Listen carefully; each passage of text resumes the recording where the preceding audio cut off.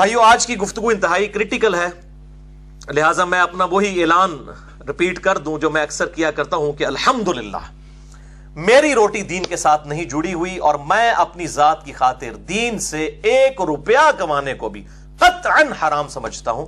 کسی پہ فتویٰ نہیں ہے، اور نہ میں سورس آف انکم ریلیجن کو بنانے کو حرام کہہ رہا ہوں، اپنی ذات کی بات کر رہا ہوں۔ اور میں لعنت بھیجتا ہوں کسی بھی ایسی بیرونی امداد پر، خواہ وہ سعودیہ کی طرف سے ہو یا ایران کی طرف سے، کہ ان ملکوں کا ایجنڈا اس ملک میں، سب کانٹیننٹ میں، انڈیا، پاکستان اور بنگلہ دیش میں لانچ کیا جائے اور سنی شیعہ فساد کو فروغ دیا جائے اپنی ملوکیت کو بچانے کے لیے، اپنی حکومتوں کو بچانے کے لیے۔ لعنت بھیجتا ہوں ایسی امداد کے اوپر، اور یہی وجہ ہے میرے بھائیوں، میں نے فرقہ واریت کو 3 طلاقیں دے کر اور 4 تکبیریں پڑھ کر ہمیشہ کے لیے دفنا دیا ہے، کیونکہ جس کی روٹی دین کے ساتھ جڑ جائے اور وہ سورس آف انکم ریلیجن کو بنا لے، آپ اس سے کبھی بھی خیر کی توقع نہ رکھیں الا ماشاءاللہ، کوئی شاید لاکھوں میں ایک ہو، اور اللہ تعالیٰ سے دعا کریں کہ اللہ تعالیٰ اس دن سے پہلے کہ ہم میں سے کسی کی روٹی دین کے ساتھ جڑ جائے، اللہ تعالیٰ ہمیں ایمان و عافیت کے ساتھ مدینہ شریف میں موت، بقیع غرقد میں مدفن، اور جنت الفردوس میں اپنے محبوب صلی اللہ علیہ وآلہ وسلم کے قدموں میں جگہ عطا فرمائے، آمین۔ بھائیو آپ میں سے اکثر لوگ میرے ماضی سے واقف ہیں۔ میں اپنی پیدائش 4 اکتوبر 1977 سے لے کر آلموسٹ 30-31 سال تک 2007 تک بریلوی رہا، اس کے بعد کچھ عرصہ دیوبند کے ساتھ اور پھر اہل حدیث کے ساتھ بھی کچھ عرصہ گزرا، اور 2008 میں پھر کچھ عرصہ ایز اے اسٹڈی میں نے اہل تشیع کے ساتھ بھی گزارا۔ آج بھی میں سب کی حق بات قبول کرتا ہوں، جہاں پر بھی مجھے علمی اختلاف ہو تو بغیر کلمہ گو اہل قبلہ کی تکفیر کیے پازیٹیولی علمی دلائل کے ساتھ اصلاح کی کوشش کرتا ہوں، اور یہی ایک مسلمان کا ایٹیچیوڈ بھی ہونا چاہیے۔ اب ڈیٹیل میں جانے سے پہلے ایک دفعہ دروشی پڑھ لیجئے۔ اللہم صلی علی محمد وعلی آل محمد کما صلیت علی ابراہیم وعلی آل ابراہیم انک حمید مجید، اللہم بارک علی محمد وعلی آل محمد کما بارکت علی ابراہیم وعلی آل ابراہیم انک حمید مجید۔ بھائیو انشاءاللہ آج کا لیکچر جو ہے ایک ہسٹری بننے جا رہا ہے انشاءاللہ تعالی، ایک ویڈیو بک انشاءاللہ اہل سنت اور اہل تشیع کے درمیان جو کنفلکٹ ہے، اس میں ہارمنی کی کا ایٹیچیوڈ کیا ہونا چاہیے انشاءاللہ تعالی، اس حوالے سے اور اس لیکچر کی سینسٹیوٹی کے پیش نظر میں نے آج اپنا بیک گراؤنڈ جو ہے یہ ریڈ کلر کا لگایا ہے، تاکہ لوگوں کو اندازہ ہو یہ کوئی سنی شیعہ کی ریپرزنٹیشن نہیں ہے، بلکہ اس ٹاپک کی سینسٹیوٹی کی کو خیال رکھتے ہوئے یہ ریڈ بیک گراؤنڈ میں نے استعمال کیا ہے۔ اور آج کے لیکچر میں ہم روٹین سے ہٹ کر اہل سنت کی بجائے اہل تشیع کے ریفرنسز کو پہلے نمبر پر ڈسکس کرنے جا رہے ہیں، اور میں یہ چاہ رہا ہوں کہ اہل سنت کا مقدمہ اہل تشیع کی عدالت میں رکھا جائے، ان کی کتابوں کی روشنی میں، ہماری کتابوں کی روشنی میں نہیں۔ اور اسی لیے میں نے اہل تشیع کے جو ریفرنسز ہیں ان کو آج ڈسکس کرنا ہے، اور اہل سنت کے ریفرنسز اگلی دفعہ الگ لیکچر میں انشاءاللہ تعالی مسئلہ نمبر 162B کے اندر۔ اور یہاں پر میں سنی اور شیعہ عوام کے لیے تمہیداً کچھ باتیں عرض کر دوں، کیونکہ میں نے جس کتاب کا حوالہ دینا ہے اس کا مقام اہل تشیع کے ہاں من و عن اسی طریقے سے ہے جس طرح اہل سنت کے ہاں صحیح بخاری کا مقام ہے۔ اگرچہ اصول الکافی کتاب ہے ان کی احادیث کی، وہ آپ کہہ سکتے ہیں صحیح بخاری کے مقابلے کے اوپر اس کتاب کو وہ مانتے ہیں، اور وہ بھی امام بخاری رحمہ اللہ تعالیٰ کے 50-60 سال کے بعد لکھی گئی، لیکن جس کتاب کو شہرت حاصل ہوئی وہ ہے میرے بھائیوں یہ کتاب نہج البلاغہ۔ یہ اہل تشیع کے بچے کو اس کتاب کا اندازہ ہے کہ یہ کتاب اہل تشیع کی مین سٹریم کی نمبر 1 کتاب ہے قرآن حکیم کے بعد۔ سیدنا مولا علی رضی اللہ تعالیٰ عنہ علیہ السلام کے خطبات کا یہ مجموعہ ہے نہج البلاغہ، اور یہ میرے ہاتھ میں جو ترجمہ ہے یہ میرے بھائیوں اہل تشیع کا سب سے بیسٹ ترجمہ پاکستان کے اندر، ان کے جو بہت بڑے اسکالر ہیں مفتی جعفر حسین صاحب، ان کا ترجمہ ہے، اور یہ شائع ہوا ہے امامیہ کتب خانہ مغل حویلی اندرون موچی دروازہ لاہور سے۔ اور اس میں سے میں انشاءاللہ مولا علی علیہ السلام کے خطبات वर्ड बाई वर्ड पढ़ूंगा, खुद मैंने तर्जुमा नहीं किया, इसी में से पढ़ूंगा, ताकि किसी के दिमाग में शैतान ये भी वसवसा ना डाल दे कि अपने कोलों पे गला करता है। तो इंशाअल्लाह ताला इसको डिस्कस करूंगा। बहरहाल अहले सुन्नत के हवाले से नहजुल बलागा का क्या मुकाम है, तो इस हवाले से अहले सुन्नत में दो एक्सट्रीम रवैये पाए जाते हैं। एक तरफ इमाम इब्न तैमिया अल मुतवफ़ा 728 हिजरी के शागिर्द इमाम ज़हबी हैं अल मुतवफ़ा 748 हिजरी, वो तो इस किताब को झूठ का पुलंदा कहते हैं, हालांकि उनसे 200 साल पहले अहले सुन्नत के बहुत बड़े इमाम, मुझे कई मामलात में इब्न तैमिया से भी इख्तिलाफ है और उस इमाम से भी इख्तिलाफ है, इमाम फखरुद्दीन राजी अल मुतवफ़ा 606 हिजरी, जो इब्न तैमिया से भी 150 साल पहले तकरीबन गुजरे हैं, उन्होंने इस किताब नहजुल बलागा की शरह लिखी हुई है। जैसे इब्न हजर अस्कलानी ने सही बुखारी की शरह लिखी है ना, फतहुल बारी, इस तरीके से उन्होंने इसकी शरह लिखी है इमाम फखरुद्दीन राजी ने। तो अब शरह लिख रहे हैं, ज़ाहिर है उससे वो रिजल्ट निकाल रहे हैं। तो ये दो एक्सट्रीम रवैये हैं। मेरा मौक़िफ़ इस किताब के बारे में ये है, जिस तरह के बाकी किताबों के बारे में जो सुन्नियों की किताबें भी हैं, कि उसके अंदर गलत चीजें भी हैं, सही चीजें भी हैं। तो जो पॉजिटिव चीजें हैं इंशाअल्लाह मैं उसको आज कोट भी करने जा रहा हूं, मौला अली अलैहिस्सलाम के खुतबात इसमें से। और मेरे भाइयों, जो इस किताब के अंदर मवाद मौजूद है, ये आप ये ना समझिएगा कि ये जो है वो एब्सोल्युटली अहले तशय्यो के यहां पाई जाने वाली रवायतें हैं। नहजुल बलागा के अंदर वो रवायतें पाई जाती हैं जो हमारी अहले सुन्नत की किताबों में मौजूद हैं। आज भी ये जितनी रेफरेंसेस आएंगे, मैं अगर उनके रेफरेंसेस अहले सुन्नत की किताबों से, सही बुखारी सही मुस्लिम से देना शुरू करूं, तो मैं नहजुल बलागा के उन खुतबात को बुखारी और मुस्लिम से साबित कर सकता हूं। तो ये अल्हम्दुलिल्लाह इस हवाले से कोई ऐसी चीज नहीं है कि जिसके ऊपर कोई खतरा हो कि ये कोई इस किस्म की चीजें पढ़ने लगा। अहले सुन्नत के यहां कई एक किताबें हैं जिनके अंदर ये खुतबात मौजूद हैं, और उसमें टॉप ऑफ द लिस्ट किताब मैं आपको बता देता हूं, इमाम बुखारी और इमाम मुस्लिम के उस्ताद हैं इमाम इब्ने अबी शैबा रहिमहुल्लाह ताला अल मुतवफ़ा 235 हिजरी। 1500 हदीसें सही मुस्लिम में इस इमाम से ली गई हैं, और सही बुखारी में भी हदीस मौजूद है। 20% ऑफ सही मुस्लिम इस इमाम ने रवायत किया है। इसी अल मुसन्नफ इब्ने अबी शैबा में लास्ट के अंदर जाके बिल्कुल एंड पे चैप्टर है किताबुल जमल। ये मेरे भाइयों किताबुल जमल, ये फरहान भाई ये वाला पेज दिखा दीजिए। किताबुल जमल, चूंकि जमल से ही सारे फितनों का आगाज हुआ, इसके अंदर 3 बाब उन्होंने बनाए हैं। पहला बाब जो है सैयदना तलहा, जुबैर और सईदा आयशा का जो काफिला निकला था मौला अली के खिलाफ जमल के लिए, और उसके बाद जंगे सिफीन पे चैप्टर है, फिर जंगे नहरवान के ऊपर चैप्टर है, और ये 187 अहादीस और आसार इसके अंदर इमाम इब्ने अबी शैबा ने जमा की हैं। कई एक रवायतें इसके अंदर वो मौजूद हैं जो कि नहजुल बलागा में मिन्नो अन उसी तरीके से मौजूद है। अल्हम्दुलिल्लाह ये किताब हो गई अल मुसन्नफ इब्ने अबी शैबा का ये चैप्टर, और ये चैप्टर उर्दू में अल्हम्दुलिल्लाह चूंकि आ चुकी 11 जिल्दों के अंदर। ये दुनिया में अहले सुन्नत की सबसे बड़ी किताब यही है, अल मुसन्नफ इब्ने अबी शैबा। इमाम बुखारी इमाम मुस्लिम के उस्ताद हैं, और तकरीबन 38 से 39 हजार अहादीस और आसार हैं। इससे बड़ी कोई किताब नहीं है। इसके बाद जो दूसरा नंबर है वो अहमद बिन हंबल की किताब का है, वो भी 27,647 अहादीस हैं। इससे 13-14 हजार उसमें कम है। इससे बड़ी कोई किताब ही नहीं है अहले सुन्नत की। तो इसका ये चैप्टर किताबुल जमल वाला, जिसमें बाब पहला जमल के ऊपर, फिर दूसरा सिफीन और तीसरा नहरवान पे, मौला अली अलैहिस्सलाम की इन जंगों की हकानियत के ऊपर, सऊदी अरब के सर्टिफिकेट या ईरान के सर्टिफिकेट के साथ नहीं, मेरे महबूब सल्लल्लाहु अलैहि वसल्लम की उन अहादीस के सर्टिफिकेट के साथ, जिनमें से अक्सर अहादीस बुखारी और मुस्लिम के अंदर मौजूद हैं। और मैंने अल्हम्दुलिल्लाह उसके ऊपर पूरा रिसर्च पेपर भी लिखा है, मैं इंशाअल्लाह उसका भी तारुफ करवाऊंगा। तो ये चैप्टर मैंने रिसर्च पेपर नंबर 5C के उन्वान से अहले सुन्नत पाक.com पे अपलोड करवा दिया है। उर्दू के अंदर भी है, हिंदी के अंदर भी। इसी तरीके से मेरे भाइयों एक और किताब है अहले सुन्नत की, फजाइल सहाबा। ये दुनिया में सहाबा इकराम अलैहिम रिदवान के फजाइल पर सबसे बड़ी किताब है। पहली दफा उर्दू जुबान में शाया हुई है हमारे जेलम शहर से ही, बुक कार्नर से। इमाम अहमद बिन हंबल रहिमहुल्लाह ताला अल मुतवफ़ा 241 हिजरी।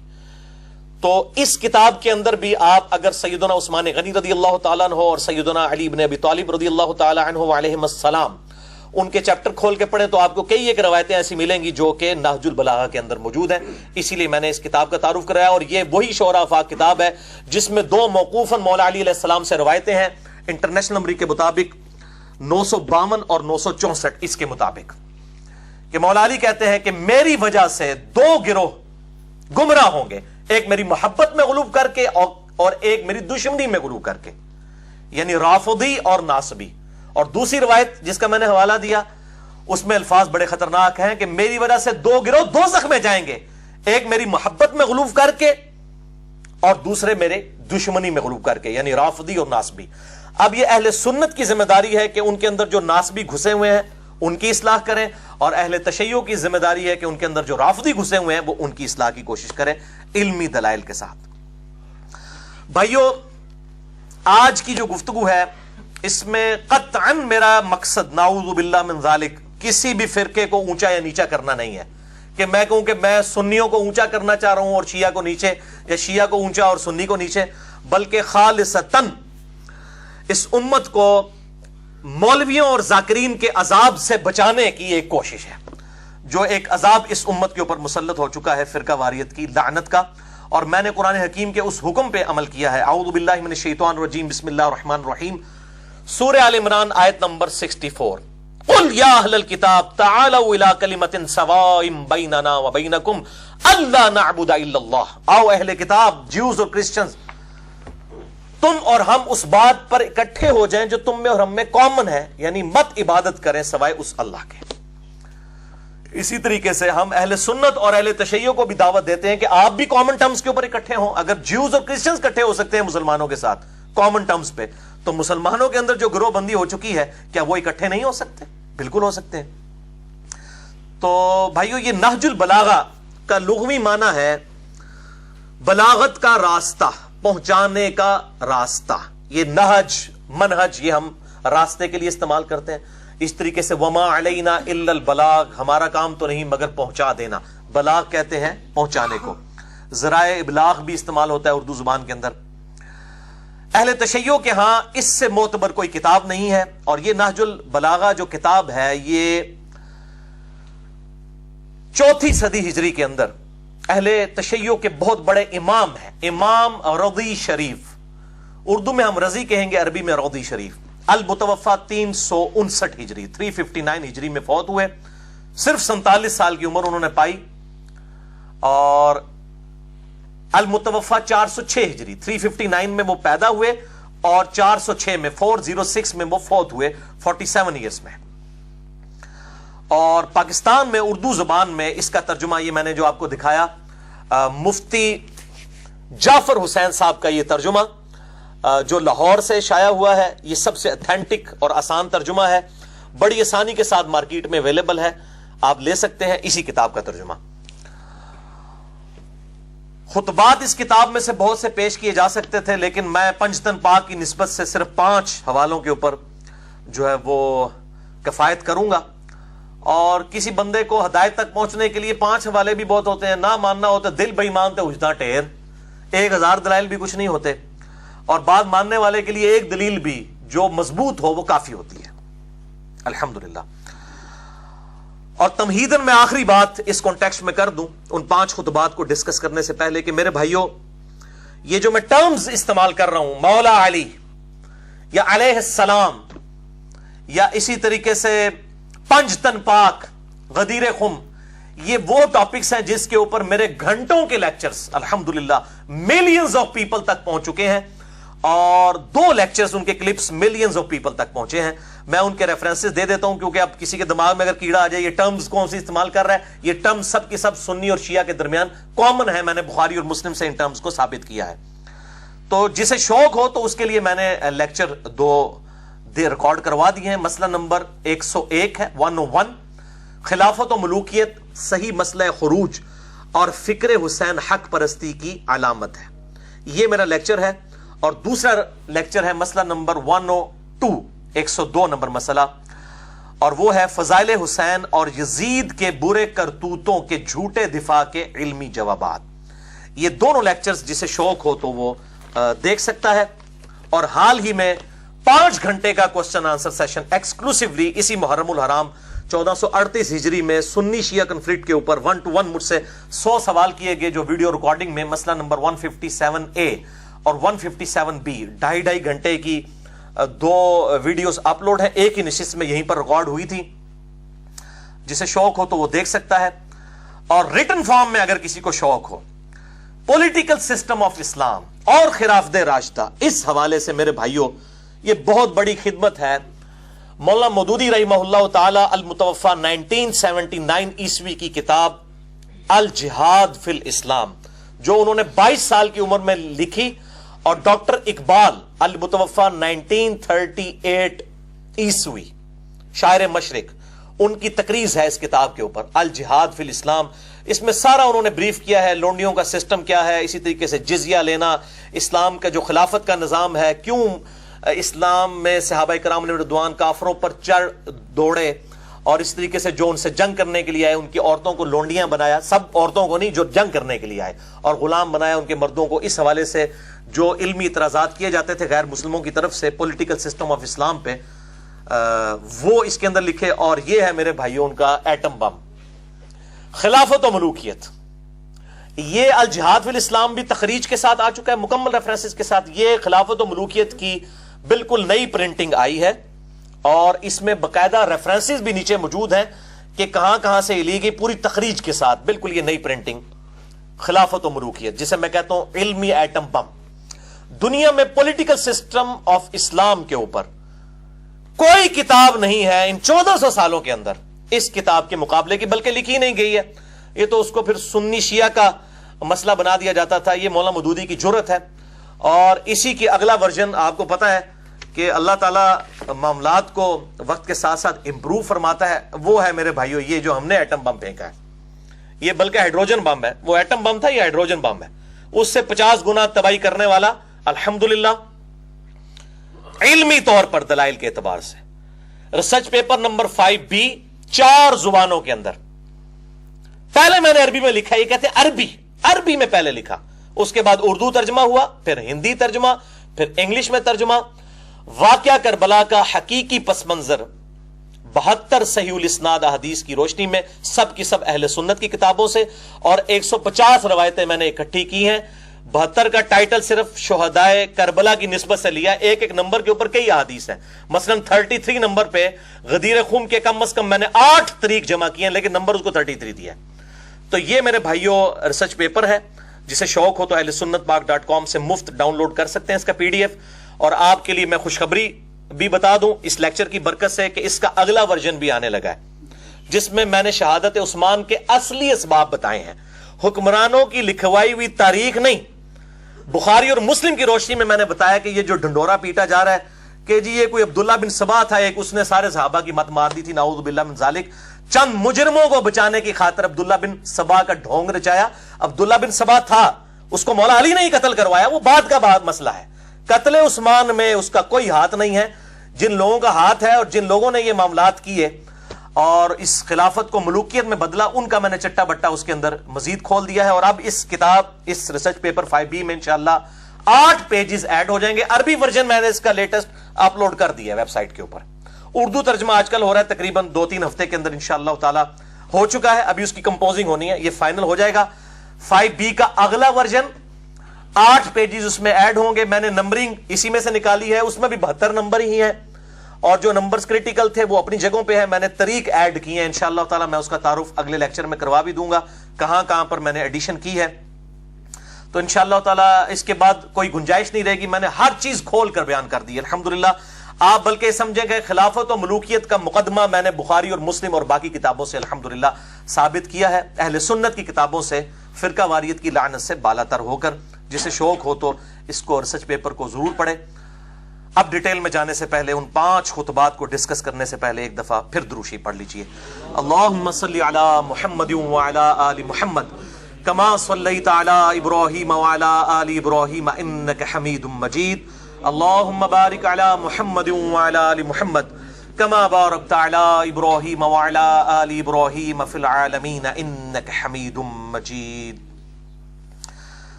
نہج البلاغہ سے سیدنا مولا علی رضی اللہ تعالی عنہ وعلیہ السلام کا پہلا خطبہ، ریفرنس نمبر 1، حجت الاسلام مفتی جعفر حسین صاحب کا ترجمہ، ورڈ بائی ورڈ میں اس میں سے پڑھوں گا۔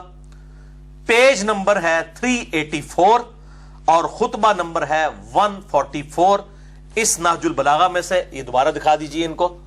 لاہور سے یہ پرنٹ ہوئی ہے. مفتی جعفر حسین صاحب نے اس کا ترجمہ کیا ہے اور میں نے اہل تشیع علماء سے پوچھا, ان کا سب سے اتھینٹک ترجمہ یہی ہے جس کو آن کیا جاتا ہے. ان سے بڑا کوئی عالم دین نہیں ہے ان کا.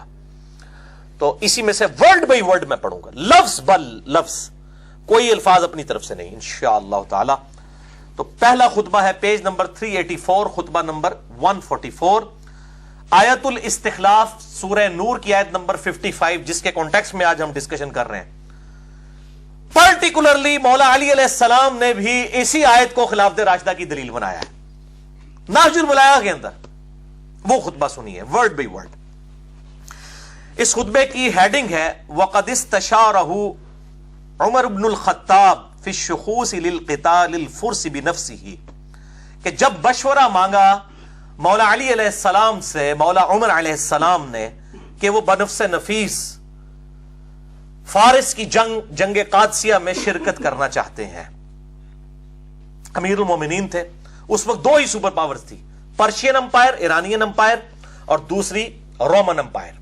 جس طریقے سے آج جو ہے وہ امریکن اور رشیا تو اب کافی حد تک کمزور ہو چکا ہے, اس طریقے سے اس وقت یہ دو بڑی سپر پاورز تھی.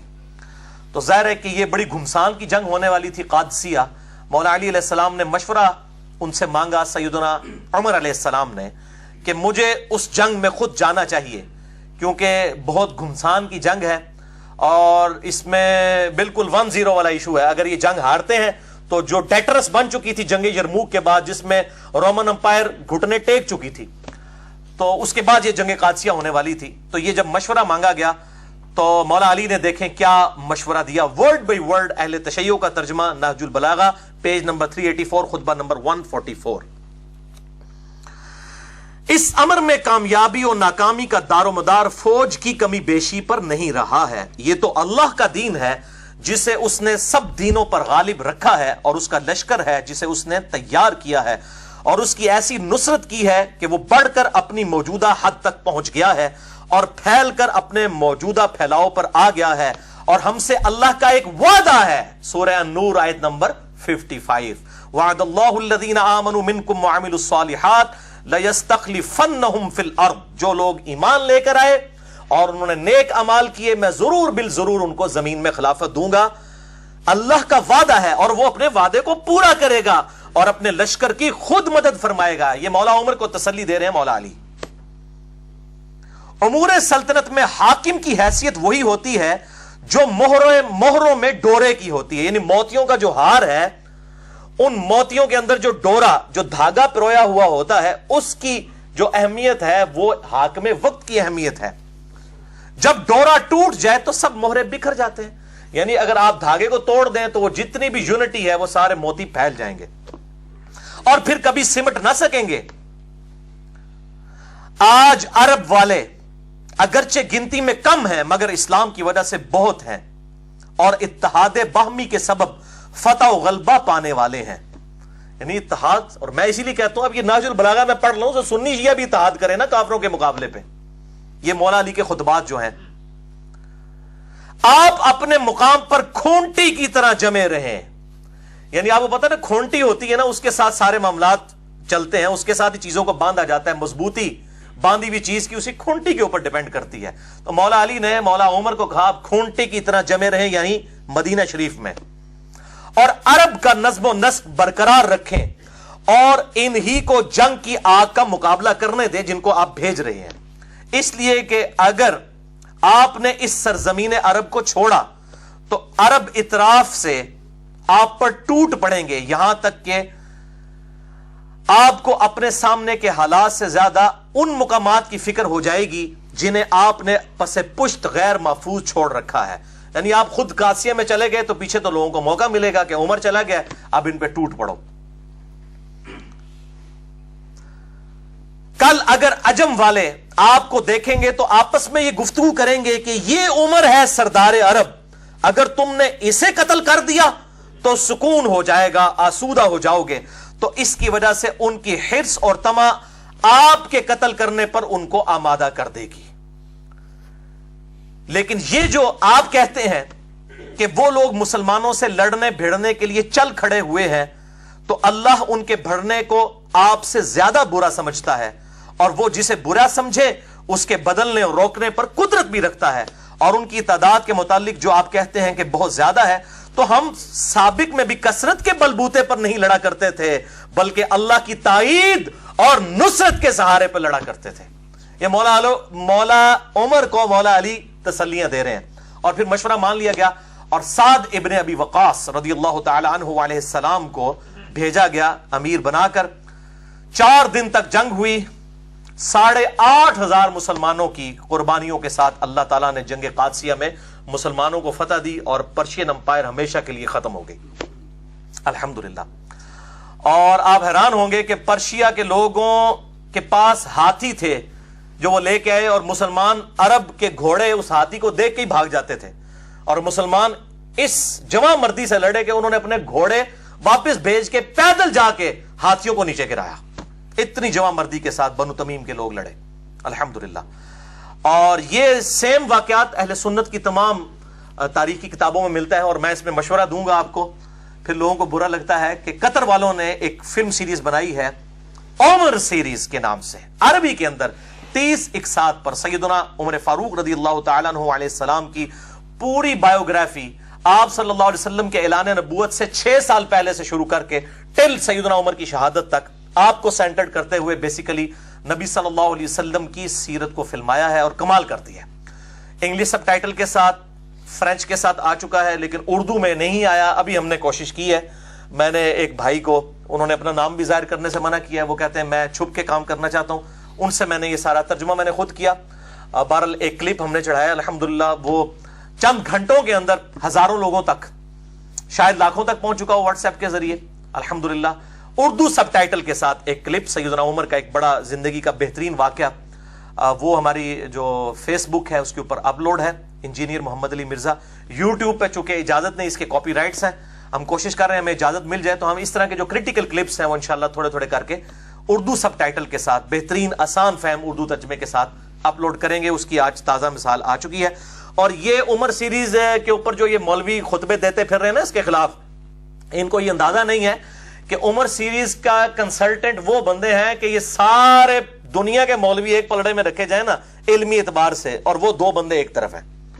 مفتی اعظم قطر یوسف القرضاوی، جن کی عمر تقریباً 90 سال ہو چکی ہے، دنیا میں اس سے بڑا کوئی اہل سنت کا عالم دین نہیں ہے، وہ کنسلٹنٹ ہے اس کے، جن کی وہ کتاب ہے اسلام میں حلال و حرام، جو عرب کے ملکوں میں بھی پڑھائی جاتی ہے جدید مسائل کے اوپر۔ یہ ڈاکٹر ذاکر نائک اور باقی جتنے لوگ ہیں، یہ جتنی بھی باتیں بیان کر رہے ہوتے ہیں، یہ ان کی تحقیق ہے، یوسف القرضاوی۔ اور دوسرے ڈاکٹر علی سلابی ہیں، جو دنیا میں سب سے بڑے ہسٹورین ہیں، جنہوں نے سیدنا ابوبکر، عمر، عثمان و علی رضی اللہ عنہم اجمعین وعلیہم السلام کی سیرت پہ اتنی موٹی عربی میں کتابیں لکھی ہیں، اور وہ کتابیں جو ہے وہ شائع بھی ہو رہی ہیں اردو ترجمے کے ساتھ، ڈاکٹر علی سلابی۔ تو یہ 2 بڑے بڑے لوگ ہیں جنہوں نے عمر سیریز کے اوپر کنسلٹینسی دی ہے، اور الحمدللہ یہ ریکارڈنگ ہوئی، اور اس کا ٹیسٹ ہی عربی میں ہونے کی وجہ سے ہے۔ نہج البلاغہ سے مولا علی علیہ السلام کا دوسرا خطبہ، ریفرنس نمبر 2، حجت الاسلام مفتی جعفر حسین صاحب کا اردو ترجمہ، پیج نمبر 368، خطبہ نمبر 132۔ جنگ یرموک، جو قادسیہ سے پہلے رومن امپائر کے خلاف فیصلہ گن جنگ تھی، اس میں بھی سیدنا عمر نے کہا کہ میں خود جا کے مسلمانوں کو لیڈ کرتا ہوں تاکہ مورائل بلند ہو مسلمانوں کا۔ تو اس حوالے سے بھی مولا علی سے مشورہ مانگا گیا، اور اس خطبے کی ہیڈنگ کیا ہے؟ وَقَدْ شَاوَرَهُ عمر بن الخطاب فی الخروج الى غزو الروم بنفسه۔ جب مولا علی علیہ السلام سے مولا عمر نے مشورہ مانگا کہ وہ خود جا کر روم کا غزوہ لڑنا چاہتے ہیں۔ یہ غزوہ کو جو کہا گیا نا جس میں حضور شریک ہوں صلی اللہ علیہ وآلہ وسلم، وہ غزوہ ہوتا ہے، دوسرا جو ہے وہ سریہ ہوتا ہے، یہ بالکل جھوٹ ہے، محدثین اس فرق کو نہیں مانتے۔ غزوہ کا لفظ کسی لیے بھی استعمال ہو سکتا ہے۔ مسئلہ نمبر 127B امام محمد مہدی والے لیکچر کے اندر میں نے اس کے اوپر ڈیٹیل سے گفتگو کی ہے، غزوہ ہند والی حدیث کے اوپر۔ وہ کہتے ہیں نہیں غزوہ اس لیے کہ نبی صلی اللہ علیہ وسلم خود آ جائیں گے، نعوذ باللہ، غزوہ ہی، اب غزوہ روم کا لفظ یہاں پہ موجود ہے، حالانکہ اس میں تو نہیں موجود تھے۔ تو جب مشورہ مانگا گیا جنگ یرموک پہ جانے کے لیے، تو اب مولا علی کیا کہتے ہیں ورڈ بائی ورڈ؟ اللہ نے دین والوں کی حدوں کو تقویت پہنچانے اور ان کو ان کی غیر محفوظ جگہوں کو دشمن کی نظر سے بچانے کا ذمہ لے رکھا ہے.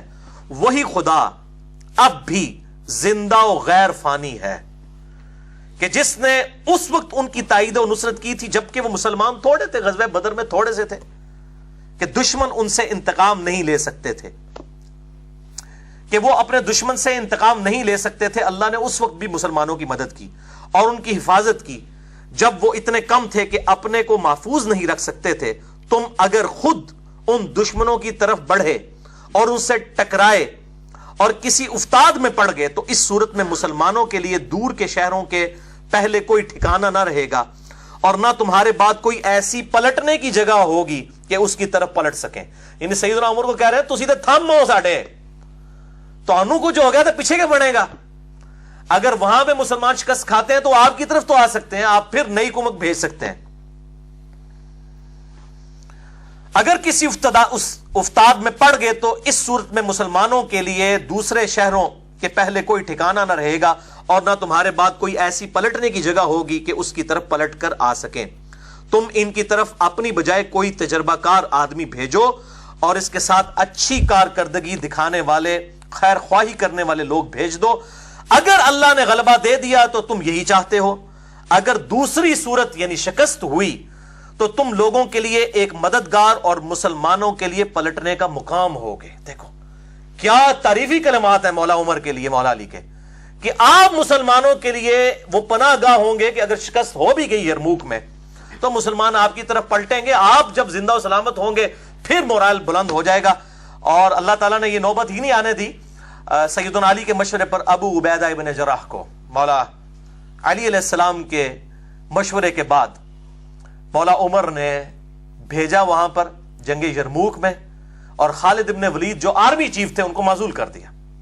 اور بڑے لوگوں نے کہا فتح کیسے ہوگی, انہوں نے کہا یہی تو بتانا چاہ رہا ہوں, خالد ابن ولید کی وجہ سے فتوحات نہیں ہو رہی, رب خالد کی وجہ سے ہو رہی ہے. رب الخالد ہے جو, اس کی وجہ سے ہو رہی ہیں فتوحات. اور پھر لوگوں نے دیکھا یہاں پہ اگر کسی جونیئر کو آپ آرمی چیف بنا دیں باقی سارے استعفے دے کے سائڈ پہ ہو جاتے ہیں. پھر بھی ہم لوگ محب الوطنی کا اور اسلام سے محبت کا دعویٰ کریں تو پھر شرم کا مقام ہے. اور یہاں پر دیکھیں سیدنا خالد ابن ولید عام سپاہی کی حیثیت سے لڑے ابو عبیدہ ابن جراح کے نیچے, اور اللہ تعالیٰ نے فتح دے دی جگہ یرموک کے اندر. 1.5 لاکھ کی فوج اور مسلمان چند ہزار تھے, اللہ تعالیٰ نے فتح دی, اور یہ اللہ تعالیٰ کا وعدہ تھا. اور الحمدللہ ابو عبیدہ ابن جراح رضی اللہ تعالیٰ عنہ علیہ السلام کے ہاتھوں پر یہ فتح قیامت تک کے لیے مسلمانوں کی دعاؤں کا ذریعہ ہے ان کے لیے, کہ اللہ تعالیٰ ان کو جزائے خیر اس حوالے سے عطا فرمائے. آمین ثم آمین.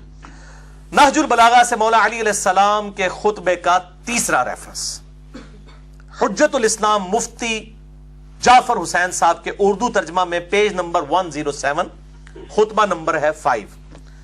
یہ بڑی کڑوی باتیں ہیں, بڑے حوصلے سے سننی ہیں.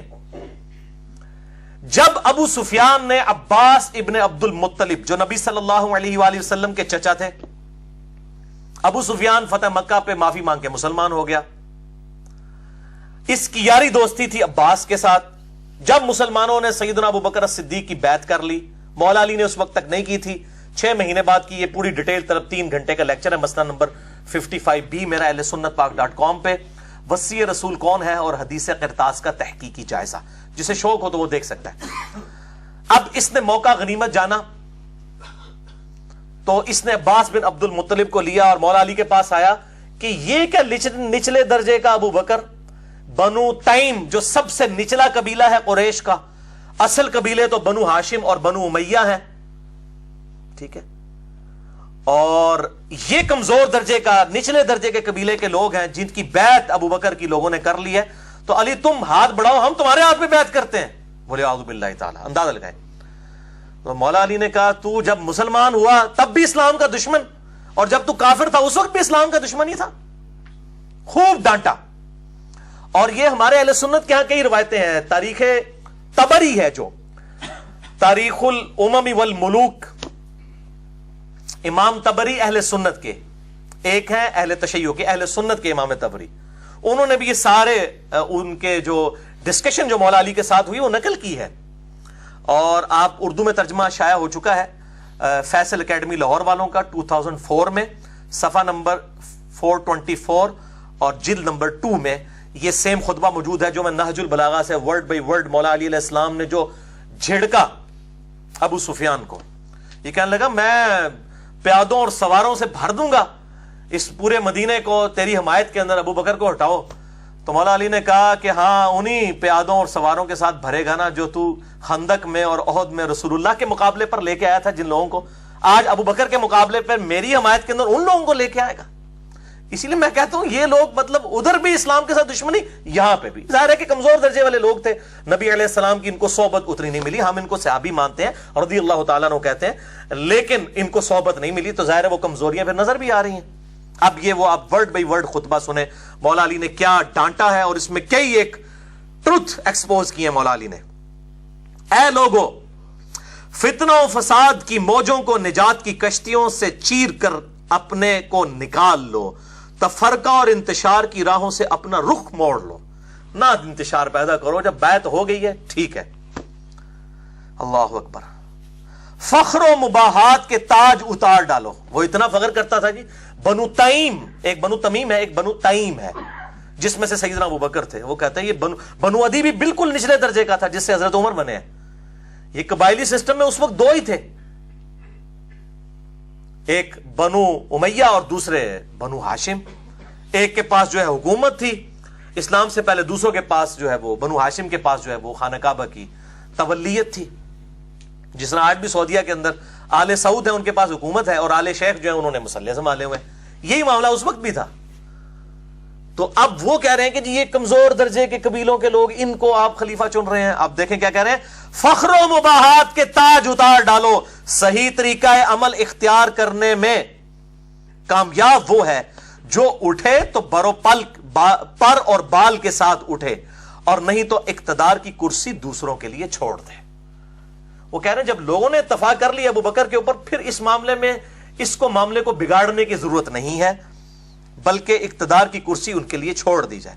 ظاہر نبی صلی اللہ علیہ وسلم بادشاہ نہیں تھے، اللہ کے خلیفہ تھے دنیا پہ. آپ یہ ملوکیت کر ہی نہیں سکتے تھے کہ مولا علی کو اپنے بعد خلافت دے کر جاتے.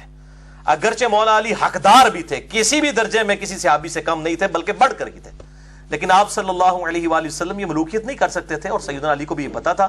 مسئلہ نمبر 55B، وصی رسول کون ہے صلی اللہ علیہ وآلہ وسلم اور حدیث قرطاس کا تحقیقی جائزہ، اس میں میں نے ڈیٹیل سے ہی بات کی ہے. اب یہاں پر دیکھیں وہ کہتے ہیں، اور اس طرح خلق خدا کو بد امنی سے راحت میں رکھو. اس وقت طلب خلافت کے لیے کھڑا ہونا ایک گدلا پانی اور ایسا لقمہ ہے جو کھانے والے کے گلے میں پھنس کر رہے گا.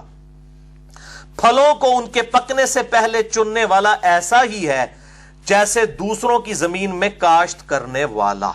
وہ کہتے ہیں جب پھل کچا ہو تو اس کو تو نہیں اتارنا چاہیے، یعنی میں بھی پھل ہوں، میرا پکنے کا وقت آئے گا جب جمل، صفین اور نہروان لڑنی ہوگی. وہ میرے نبی نے میری ڈیوٹی لگائی ہے. وہ ظاہر ہے چوتھے خلیفہ نہیں لڑنی تھی آ کے، تو کچے پھل کو مت توڑو. اب وہ ان کو یہ باتیں پتا تھی، وہ آگے بات یہ کریں گے بھی. اگر بولتا ہوں تو لوگ کہتے ہیں یہ دنیاوی سلطنت میں اٹھ کھڑے ہوئے ہیں، اور اگر میں چپ رہتا ہوں تو لوگ کہتے ہیں موت کے ڈر سے چپ کر گیا. افسوس اب اس بات پر کہ جب میں ہر طرح کے نشیب و فراز دیکھ چکا ہوں. وہ کہتے ہیں میں نے تو ہر جگہ اسلام کے لیے قربانیاں دی، میں تقیہ کس طرح کر سکتا ہوں، میں اللہ کا شیر ہوں. یہ کہتے ہیں خالد ابن ولید نے وہ جکڑ کے رسیوں میں، جھوٹی روایت، وہ 1 کروڑ خالد ابن ولید مولا علی کا مقابلہ نہیں کر سکتے.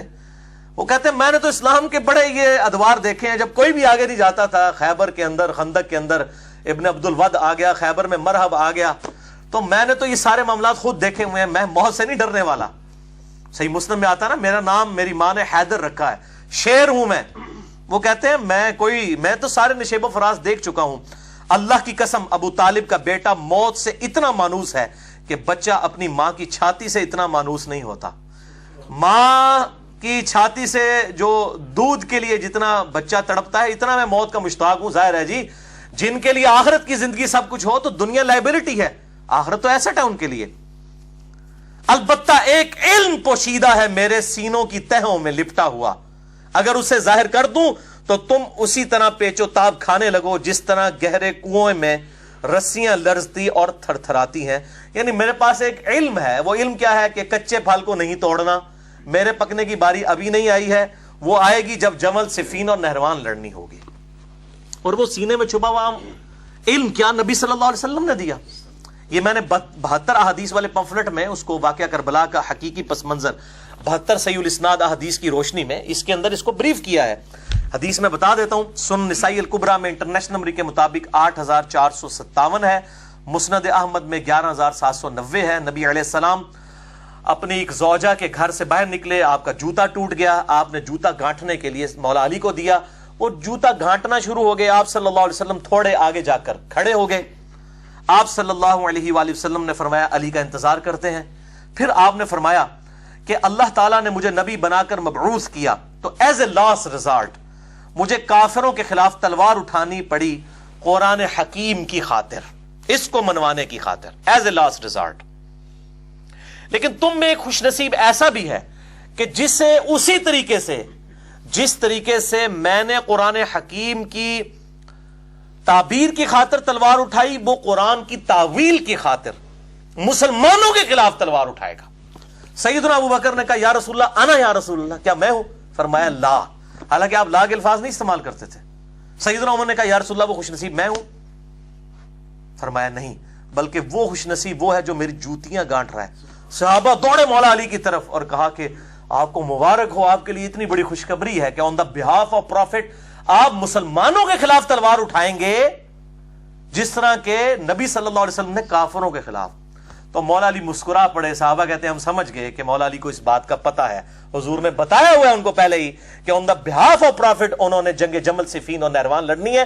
کسی سعودی عرب کے تنخواہ دار مولوی کے سرٹیفکیٹ کی ضرورت نہیں ہے, نہ کسی ایران کے تنخواہ دار مولوی کے سرٹیفکیٹ کی ضرورت ہے. الحمدللہ بخاری اور مسلم میں درجنوں احادیث میں نے اس ریسرچ پیپر میں لکھی ہیں جنگ جمل, نہروان اور صفین کے اوپر. مولا علی کے لیے گارنٹی حق پہ ہونے کی نبی صلی اللہ علیہ وآلہ وسلم نے دی ہے الحمدللہ. تو آپ یہ دیکھ لیں, یہ سیم خطبہ یہاں پہ بھی موجود ہے نہج البلاغہ میں. اچھا, اب ہمارے سنی بھائی سوچ رہے ہوں گے, تو میں ان کو بھی تھوڑی سی پھکی دے دوں, پھر یہ جب لیکچر ہوگا نا تو کہیں گے تکو نا جی سب کچھ لکھا ہے شیعہ کی کتاب میں, شیعہ کیوں نہیں مندے؟ تو تسی مندے ہو اپنی کتاباں نو؟ مجھے بتائیں بخاری اور مسلم میں نماز کا طریقہ رفع الیدین کے ساتھ لکھا ہوا ہے. اہل تشیع رفع الیدین کرتے ہیں رکوع میں جاتے وقت اور رکوع سے اٹھتے وقت, اور اہل سنت میں صرف 2-3% لوگ ہی ہیں اہل حدیث جو وہ کرتے ہیں. باقی 95% سے زیادہ سنی تو رفع الیدین کوئی نہیں کرتے. تو میں اب سنیوں سے پوچھتا ہوں, آپ بخاری اور مسلم کو مانتے ہیں جو آپ یہ ڈیمانڈ کر رہے ہیں کہ شیعہ نہج البلاغہ کو مانے؟ پہلے اپنی منجی طرح بھی ڈنڈا پھیرو نا. اور جو بیچارے اہل حدیث اس پہ عمل کر رہے ہیں, کبھی ان کو کہتے ہیں مکھیاں مارتے ہیں, کبھی کسی طریقے سے سنت کا مذاق اڑاتے ہیں. اور جی منسوخ ہو چکا ہے, سعودی والوں تو نہیں حال تک پتہ لگا کہ منسوخ ہے, تو انو چوتھے محلے پتہ لگ گیا منسوخ ہو گیا. جڑے ہندوؤں دی اور سکھاں دی اولاد ہو, اور جو صحابہ کی اولاد ہے, عرب میں کبھی بھی کافروں کی حکومت نہیں رہی ہے اس کے بعد, وہ سب نسل در نسل مسلمان ہیں. اور وہ رفع الیدین سے نماز پڑھ رہے ہیں, اور تسی کچھ اور ہو, کیونکہ کتابیں فیصلہ کریں گی, ڈکشنریز آلویز اتھارٹی. تو اگر شیعہ نہج البلاغہ کو نہیں مان رہے تو سنی بھی 95% سے زیادہ بخاری مسلم کو کوئی نہیں مان رہے. ویسے کہیں گے قرآن کے بعد سب سے افضل بخاری اور مسلم, جب ماننے کی باری آئے گی تو پھر چہرے لٹکنا شروع ہو جاتے ہیں. اتنے بڑے بڑے بزرگ, تو ان کو بھی اس طرح ہی ذاکرین نے پٹی پڑھا دی ہے کہ یہ تو کتابوں میں لکھا ہوا ہے نا, تو اب یہ ترجمہ بھی میں نے ان کا ہی پڑھ رہا ہوں تاکہ کوئی پھر یہ کہتے ہیں جی خود ترجمے کرتے ہیں, تو ہم خود کر ہی نہیں رہے ہیں جی, ان کو عربی نہیں آتی, اللہ فضل ہے تو مولویوں زیادہ عربی آمدی ہے الحمدللہ. اور پھر ہم تو اپنا ترجمہ تو پیش ہی نہیں کر رہے, یہ جن کا ترجمہ پیش کر رہے ہیں آپ کے مولویوں کے بڑے بزرگ ہیں, وہ ان کو بھی نہیں عربی آتی جنہوں نے ترجمہ کیا ہے. تو پھر تو اپنی خیر بناؤ, دنیا عربی کسی نے نہیں آمدی. تو یہ الحمدللہ میں نے اس حوالے سے بھی کلیریفیکیشن آپ کو دے دی. تو میرا تو موقف یہی ہے اس کے فرقہ واریت کے حوالے سے, یہ لعنت جو ہے, ان الذین فرقوا دینہم وکانوا شیعا لست منہم فی شیء, سورہ الانعام آیت نمبر 159, جنہوں نے دین میں فرقے بنائے اور اپنے آپ کو گروہوں میں بانٹ لیا ہے, نبی صلی اللہ علیہ وسلم آپ کا ان سے کوئی تعلق ہی نہیں ہے. تو انما امرہم الی اللہ, ان کا معاملہ اللہ کے سپرد ہے. اللہ تعالیٰ قیامت دن کو بتائے گا ان کے ساتھ کہ انہوں نے یہ فرقہ واریت کی لعنت جو امت میں ان ذاکرین نے اور مولویوں نے عام کی ہے, اور وہ اپنی اپنی مرضی کی چیزیں لے کے پھر رہے ہیں. اور وہ یہود و نصارہ کے اندر بھی یہی خرابی تھی جو سورۃ المومنون کی آیت نمبر 53 میں آئی, فتقطعوا امرہم بینہم زبرا, نبیوں کے جانے کے بعد انہوں نے اللہ تعالیٰ کے احکامات کو بدل دیا, پارا پارا کر دیا. کل حزب بما لدیہم فرحون، ہر گروہ اس میں خوش ہے جو اس کے پاس ہے۔ سنی کہتے ہیں ہمارے پاس صحابہ کی محبت ہے، شیعہ کہتے ہیں ہمارے پاس اہل بیت کی محبت ہے، ہمیں کسی اور چیز کی ضرورت نہیں ہے، اور اس طریقے سے انہوں نے اپنے آپ کو فرقہ واریت میں بانٹ لیا۔ تو اللہ تعالیٰ فرماتا ہے فذرہم فی غمرتہم حتی حین، اے نبی ان کو اپنی مدہوشی میں رہنے دے حتیٰ کہ ان کے موت کا وقت آ جائے، تو اللہ تعالیٰ ان کو پھر بتا دے گا۔ یہ ہے تو تعویل خاص کے اعتبار سے یہود و نصارہ کے بارے میں ہے، لیکن بخاری اور مسلم کی متفق علیہ حدیث ہے میری امت میں وہی خرابیاں پیدا ہوں گی جو یہود و نصارہ کے اندر پیدا ہوئی۔ اس پہ بھی میں الگ سے لیکچر دے چکا ہوں، مسئلہ نمبر 157A اور B دیکھ لیں۔ سنی شیعہ کنفلکٹ پہ 100 کوسچنز 1 to 1 جو مجھ سے ہوئے ہیں، علی نقوی صاحب نے کیے، 5 گھنٹے کی نشست، اس پہ میں نے ڈیٹیل کے ساتھ اس پہ بات کی ہے۔ نہج البلاغہ سے چوتھا خطبہ، سیکنڈ لاسٹ، خلفائے ثلاثہ کی توثیق مولا علی علیہ السلام کی طرف سے، مولا ابو بکر، مولا عمر، مولا عثمان رضی اللہ عنہم اجمعین وعلیہم السلام کی توثیق ایک خطبے کے اندر۔ حجت الاسلام مفتی جعفر حسین کے اردو ترجمہ، پیج نمبر 643، مکتوب نمبر 6، یہ خط ہے جو معاویہ بن ابی سفیان رضی اللہ تعالیٰ عنہ کے نام مولا علی نے لکھا جب انہوں نے بغاوت کی۔ تو یہ خط جو لکھا، یہ ورڈ بائی ورڈ میں خط پڑھنے لگا ہوں، مولا علی کا خط معاویہ بن ابی سفیان کے نام۔ وہ کہتے ہیں جن لوگوں نے ابو بکر، عمر اور عثمان کی بیعت کی تھی انہوں نے میرے ہاتھ پر اسی اصول کے مطابق بیعت کی ہے جس اصول پر وہ ان 3 خلفاء کی بیعت کر چکے تھے۔ مولا علی اپنی خلافت کی دلیل کس کو بنا رہے ہیں؟ ان اصحاب کو کہ جنہوں نے ابو بکر، عمر اور عثمان کو خلیفہ چنا۔ اس کا مطلب ہے کہ ان کی خلافت بھی پھر ٹھیک تھی۔ مولا علی کہہ رہے ہیں میری خلافت کو جسٹیفائی کر رہی ہیں یہ چیزیں کہ انہی لوگوں نے مجھے خلیفہ چنا ہے جنہوں نے ابو بکر، عمر، عثمان کو چنا تھا۔ ٹھیک ہے جی۔ اب وہ جو ہے وہ سنیوں کے اندر جو ناسبی گھسے ہوئے ہیں وہ کہتے ہیں نہیں یہ تو وہ تھے باغی تھے جو حضرت عثمان کو قتل کرنے آئے تھے، وہ صحابہ کرام تھے، باغی نہیں تھے، وہ بیچ میں کچھ لوگ گھسے لیکن وہ بھی یہودی نہیں مسلمان ہی تھے، ان کو تعویل کی غلطی لگی۔ یہ عبداللہ بن سبا والا جو ڈھونگ رچایا ہوا ہے نا، عبداللہ بن سبا بعد میں آیا، اسے مولا علی نے خود قتل کروایا۔ مسئلہ نمبر 157 میں نے ان کے پوری اس ڈاکٹرائن کا چٹا بٹا کھول دیا بخاری اور مسلم کی روشنی میں۔ چند بدماشوں کو بچانے کے لیے ان لوگوں نے یہ ایک جو ہے ڈاکٹرائن گھڑی کہ جی عبداللہ بن سبا کوئی تھا، 40,000 صحابہ کی اس نے مت مار دی، نعوذ باللہ، ایک کلے نے۔ تو پھر کی تربیت ہوئی 40,000 بندے دی، عقل مت لو، صحابہ کرام کی توہین کرتے ہو یہ بات کر کے کہ ایک عبداللہ بن سبا نے سب کی مت مار دی، نعوذ باللہ من ذالک، حیا کرو۔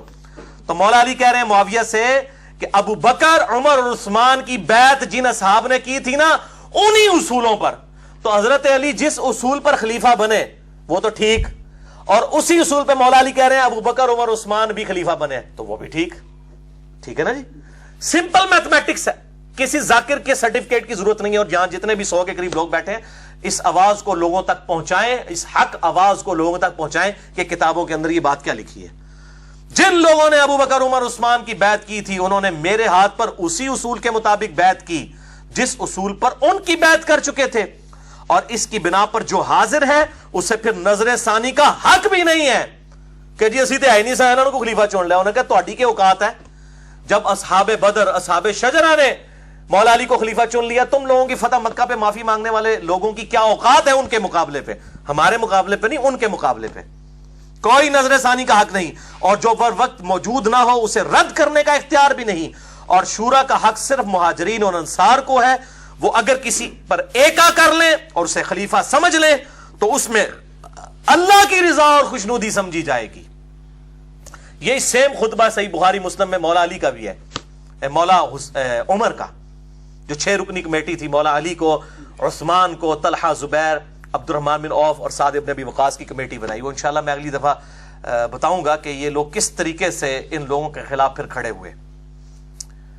تو کہتے ہیں کہ اللہ کی رضا بھی اس میں ہے۔ اب جو کوئی اس کی شخصیت پر اعتراض یا نیا نظریہ اختیار کرتا ہوا الگ ہو جائے، یعنی وہ شخصیت جس کو اصحاب رسول نے چنا ہے صلی اللہ علیہ وآلہ وسلم، وہ اس سے الگ ہو جائے تو اسے وہ سب اسی طرف واپس لائیں گے بائی فورس جدھر سے وہ منحرف ہوا ہے، اور اگر انکار کرے گا تو اس سے لڑیں گے، کیونکہ ایسا شخص مومنین کے طریقے سے ہٹ کر دوسری راہ پر ہو لیا ہے، اور جدھر وہ پھر گیا ہے اللہ تعالیٰ بھی اسے ادھر ہی پھیر دے گا. اگر بندے دا پتر نہ بنے تو اللہ تعالیٰ پھر اسی گمراہی چ سٹ دے گا.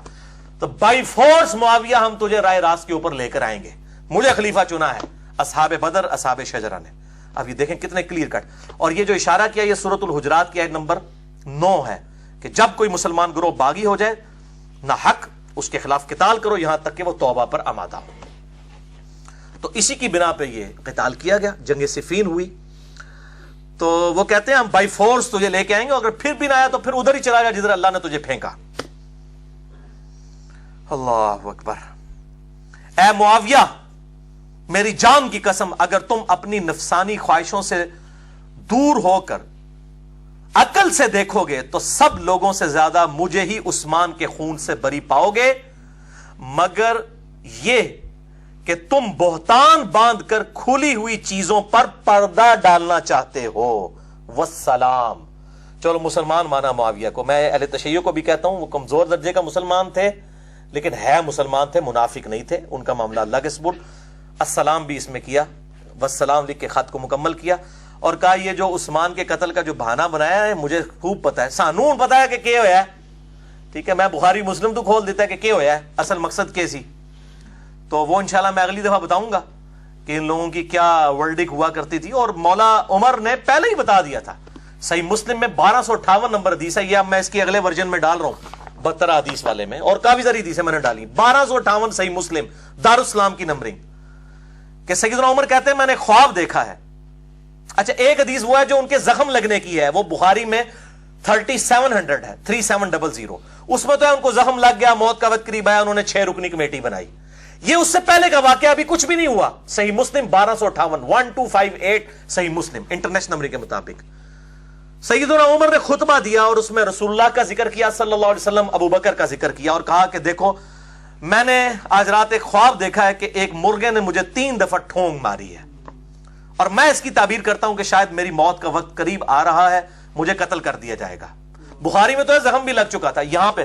اور اگر مجھے کچھ ہو جائے تو دیکھنا خلافت کے امر کو ان 6 بندوں سے باہر نہ جانے دینا جن سے نبی صلی اللہ علیہ وسلم اپنی وفات تک راضی رہے. علی, عثمان, طلحہ, زبیر, عبد الرحمن بن عوف, سعد ابن ابی وقاص رضی اللہ عنہم اجمعین وعلیہم السلام. اس کا مطلب ہے کچھ سے پھر ناراض بھی ہوں گے اگر 6 سے وفات تک راضی رہے. یہ عشرہ مبشرہ والے تھے. ان میں سے خلیفہ چن لینا, اور اس کے بعد مجھے یہ خطرہ ہے کہ جن کو میں نے اسلام کی خاطر اپنے ہاتھوں سے مارا ہے, مار مار کے اسلام میں داخل کیا ہے, جن کو اسلام کی خاطر فتح مکہ پہ وہ لوگ معافی مانگ کے مسلمان ہو گئے, مجھے خطرہ ہے کہ یہ لوگ خلافت کے معاملے میں تان کریں گے. وہ کیا بھی ہے دیکھیں. اور اگر یہ ان 6 بندوں کے خلاف کھڑے ہو جائیں تو ان کے کفر اور گمراہی میں شک نہ کرنا. یہ مولا عمر کا فتویٰ ہے بھائی جی, سعودی عرب دا فتویٰ نہیں جے, نہ ایران دا فتویٰ جے.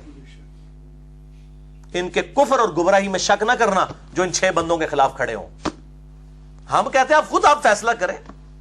چلیں کفر کو آپ لغوی معنوں میں لے لیں, کفران نعمت, لیکن گمراہی کا تو اور ترجمہ کوئی نہیں ہو سکتا, ضلالہ کا تو ترجمہ ہی کچھ اور نہیں ہو سکتا. ٹھیک ہے, ہم پوچھتے ہیں ان 6 بندوں کے خلاف کھڑے ہونے والوں کو مولا عمر نے کہا ہے کہ گمراہ اور ان کے کفر میں شک نہ کرنا جو اس قسم کے اختلاف کریں گے. تو یہی آپ دیکھ لیں ادھر بھی کلیئر کٹ سیدنا علی بھی کہہ رہے ہیں کہ یہ اللہ کی منتخب کردہ شخصیات ہیں جن کو اصحاب بدر اور اصحاب شجرہ چنے. اگر یہ کوئی اس طرح کی حرکت کرو گے تو تلوار کے زور پہ تمہیں سیدھے راستے کے اوپر میں لے کے آؤں گا. بہرحال اس حوالے سے مولا علی علیہ السلام کی جو حقانیت ہے بخاری اور مسلم کی احادیث کی روشنی میں نے اس پہ ڈیٹیل لیکچر دیا ہے. خلافت و ملوکیت صحیح مسئلہ خروج اور فکر حسین حق پرستی کی علامت ہے, مسئلہ نمبر 101 اہل سنت پاک.com پہ. اور باقی یہ واقعہ کربلا کا حقیقی پس منظر 72 صحیح الاسناد حدیث کی روشنی میں, اس میں 150 روایتیں, اب انشاءاللہ 200 ہو جائیں گی جو میں اب اور اس کا اگلا ورژن انشاءاللہ نکالنے لگا ہوں. پھر انشاءاللہ معاملات بالکل کھل کر سامنے آ جائیں گے. یہاں پہ میں ایک بات خصوصاً اہل تشیع کے لیے کر دوں, اپنا اہل سنت کا مقدمہ میں ان کے سامنے رکھ دیتا ہوں کہ اہل تشیع بھائیوں سے بھی میری ریکویسٹ ہے کہ وہ اہل سنت کے بارے میں اس حوالے سے کوئی بدگمان نہ ہو. اہل سنت میں کوئی دوسری رائے نہیں ہے. ہم حضرت معاویہ ہوں, حضرت مغیرہ ابن شعبہ ہوں, حضرت عمر ابن عاص ہوں, حضرت بصر ہوں رضی اللہ عنہم اجمعین, ہم صرف ان کا اتنا دفاع کرتے ہیں کہ ان پہ لعنت نہ کریں. ان کے مرنے کے بعد وہ اللہ کے پاس جا چکے ہیں, اللہ جانے ان کا معاملہ.